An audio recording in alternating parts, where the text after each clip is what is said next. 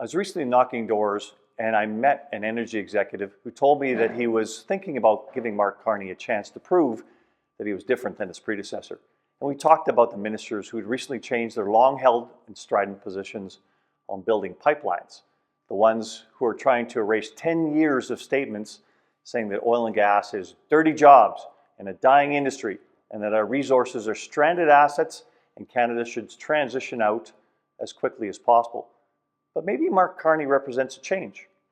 Except Mark Carney has always advocated against Canada's oil and gas sector. He affirmed that Justin Trudeau's strategy of taxing oil and gas at every level was the right one. He clearly wrote in his book, Values, that 80% of Canada's resource should not be developed. Further, Mr. Carney served as the co-chair of the Global Financial Alliance for Net Zero, whose objective was to stop the financing of oil and gas.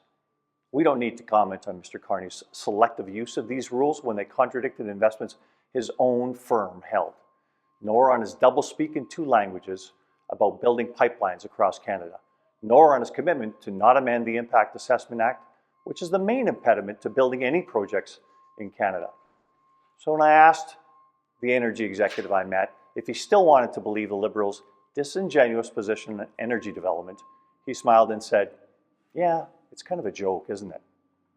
Look, I've been bringing valuable input on energy to this job since I was elected 5.5 years ago. We've elevated debate on the issue in the House of Commons. Show me one Liberal candidate anywhere that understands energy. I haven't found one.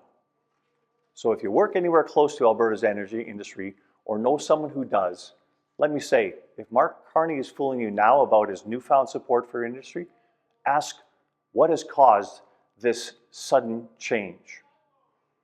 The Liberals have shown us what they want to do with oil and gas, and Mark Carney has clearly told us what he thinks of your industry.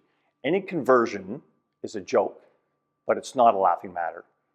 Vote for those that have supported you and your industry. Vote as if your future depends on it, because it does. Vote Conservative.